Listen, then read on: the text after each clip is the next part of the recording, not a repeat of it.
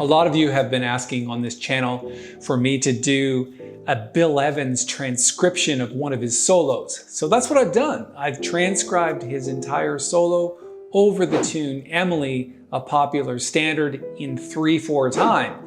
And in this video, we're going to take a look at his phrases for that solo. Not the entire solo, just a portion of it, because if we did the entire solo, we'd be here until this time next year. So let's just do a section of the solo and take a look at it in a more granular way. I think a lot of videos maybe do an overview of his transcriptions. I want to dive in and get real familiar with some of his phrasing and some of the ideas that he uses. So that's exactly what we're going to do. Stick around until the end because I'm going to post a link to the transcription, which is his entire solo. There's several pages to that, and you can look forward to that link near the end of the video.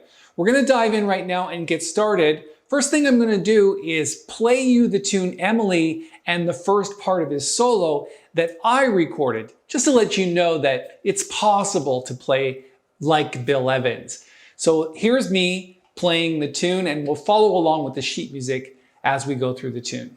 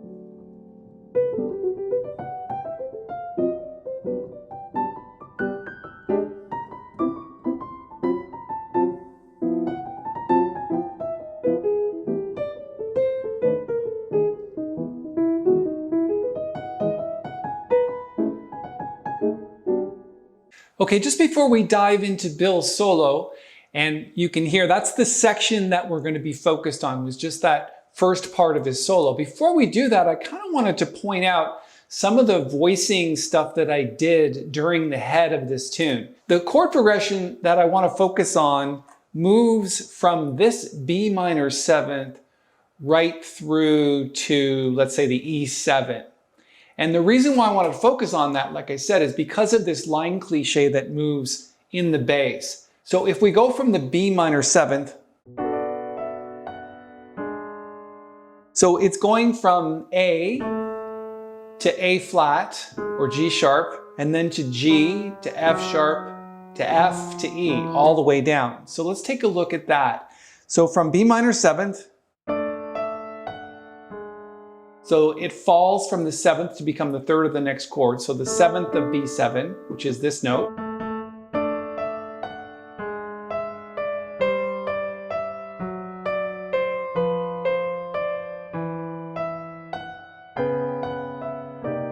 And then it just keeps going down in a different type of line cliche.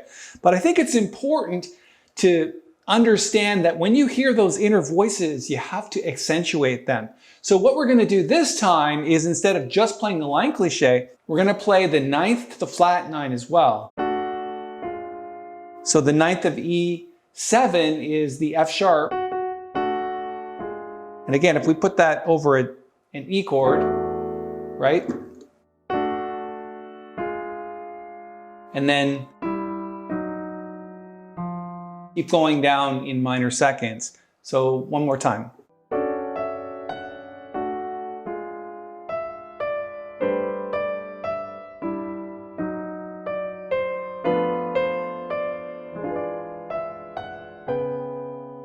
I think it's a good idea, like I said, to catch that line cliche wherever you can. All right, let's dive in and take a look at the solo, which is the main reason why we're here. Now, again, I've transcribed the entire solo. You can see if I scroll it just kind of keeps going and going. There's a few choruses of Bill Evans' solo here. I've even written out the fingerings, which is really important because it buzzes by pretty quickly.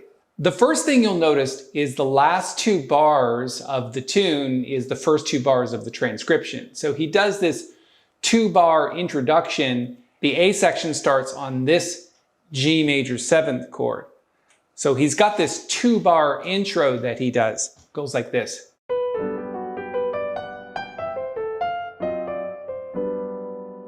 So let's hear the recording that I did one more time, just so we can wrap our ears around what's happening.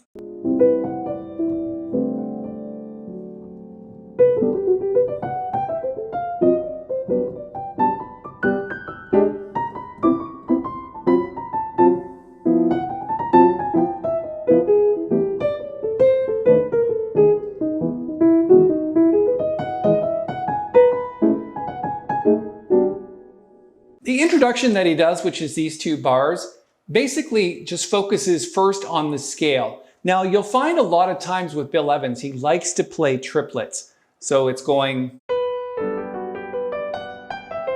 lots of triplets in there. The first thing is he's playing this triplet starting on 1. It's just the scale. If you think about it in terms of an enclosure though, you have this over and under going to the G, which is the destination note. And then just the chord. So you've got the G major 7th chord, 1, 3, 5, 7, and then back to 1. Again, that's done with 1, 2, 3, 4, and 5th fingers. So again, it's 1, 3, 5, 7, back to 1. And then he's doing a triplet on the A minor chord. And then what he does is he comes down the D7 flat 9 scale, starting on the sharp 9. So this note right here is the sharp 9 of the scale, and all he's doing is coming down that scale, with the 3rd of the G major 7th chord becoming the destination note. That's pretty common for jazz piano players, is to make the destination note a chord tone. In this case, it's the 3rd of the chord. Let's play that phrase one more time.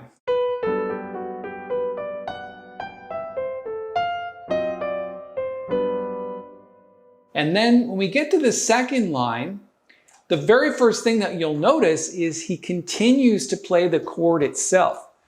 So for the G major 7th chord, you've got the 3rd, the 5th, the 1st, 2nd, and 3rd, where you've got, it's almost pentatonic scale. This is the 5th, and then he gets to the 7th, 1, and then back to the 6th of the chord. So it's just all G major 7th.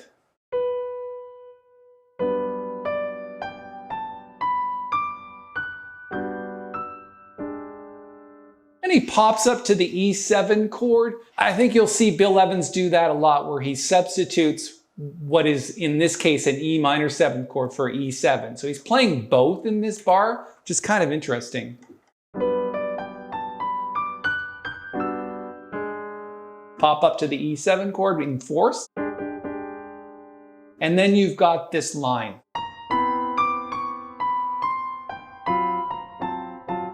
Now, this is one of those enclosures that we keep talking about on this channel, where the destination note is the 3rd of the chord. Again, we have the 3rd as a destination. We had that earlier with this 3rd. And what he's doing is just surrounding it.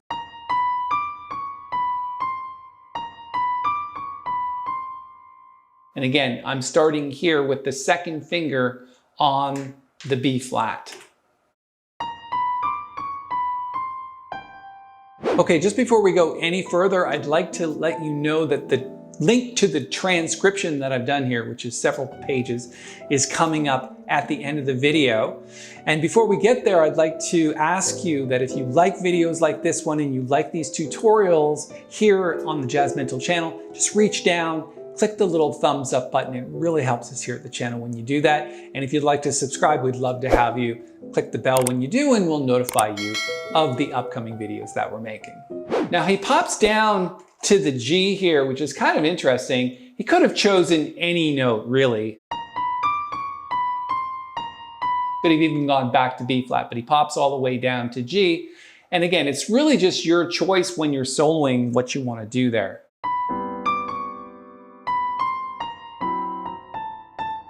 And then this is just passing notes where you've got the B natural here, the B flat, and then you've got bebop.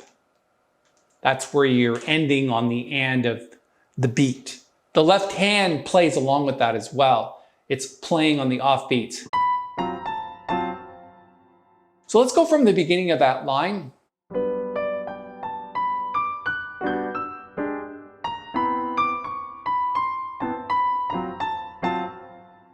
Really nice line. It all fits together in this sort of wonderful, just melodic approach to soloing. I hope that makes a lot of sense. Let's move on to the next line and see what he's up to. Okay, this is really cool. You're gonna find this a lot in Bill Evans' playing, where you've got this chromatic approach to the fifth of the next chord, which is on the D7, you're going to the A natural, and that chromatic approach. So then what you're going to see is it's starting on the third of the D7 chord, which is the F sharp, and then doing those 16th notes. It's like this big trill. And that's all chromatics. That's very common with Bill Evans. And then when we get to the next bar, minor seconds happening. So you've got this minor second going here and this minor second going here. So if you put them together, it starts to sound kind of neat.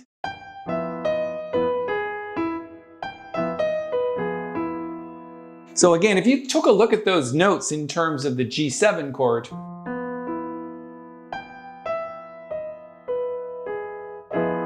doesn't really make sense. So you've got passing notes, flat notes. So in G7, you've got a flat 9 and you've got this flat 13 here.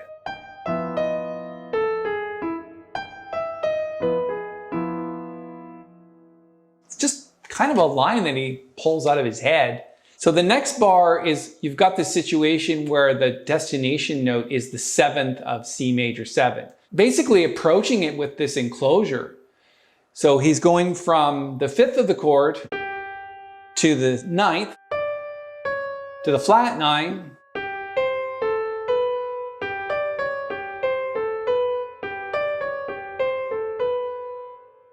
and then again, he's got a bunch of passing notes which don't make a ton of sense in terms of F7, because of course you're starting on the 7th of C major 7, and then you've got 4, and then 3, and then flat 3, and then 2, and then flat 7. So what does that mean exactly?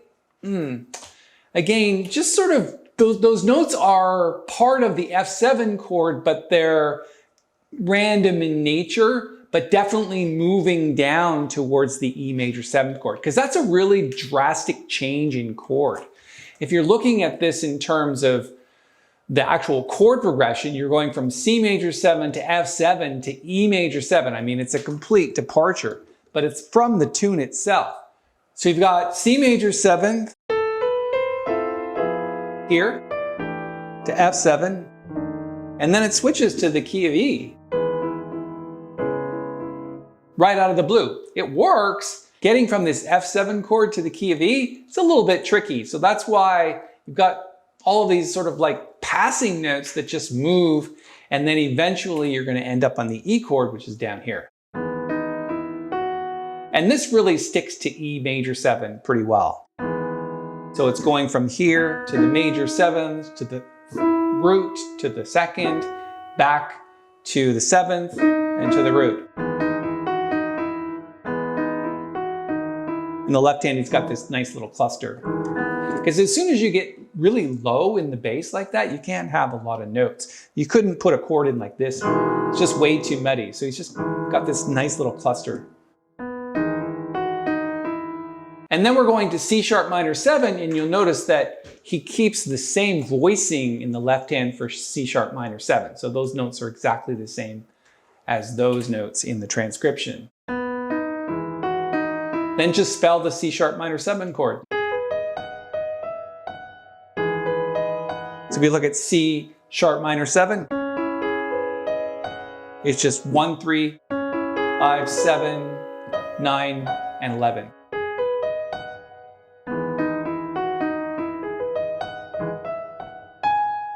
Now I found this really tricky when you get to the F sharp minor 7, where you're playing this with 4 and 1 fingers, and that note just kind of hangs out, which is the B natural, hangs out for the next note in the scale. So it's like this. You got to get your fingers right there. So 3, 4, 5. So 3, 4, and 5. But you've got to plunk down that lower finger, which is the B natural. And then he does the bebop again at the end of the phrase. So right here, that's like bebop again. All right, let's go back and play this transcription one more time, just so you get a sense of how it sounds.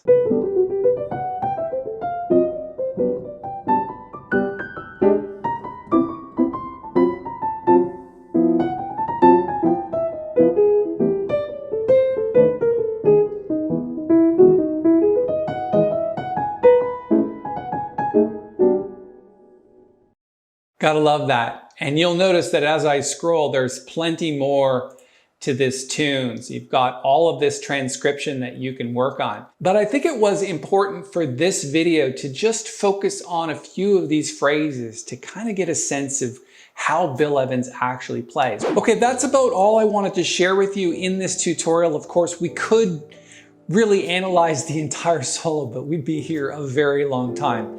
I think it was important just to focus on that first little bit and the type of phrasing that Bill Evans uses and the notes from the chords and how he kind of thinks. And I hope that was helpful to you. I want to put a link to the transcription. I'm going to do that up here in the corner. Just click that link and go and download it. There is a small charge for it. It keeps the channel going. It was a lot of work to do this transcription, and it's several pages long.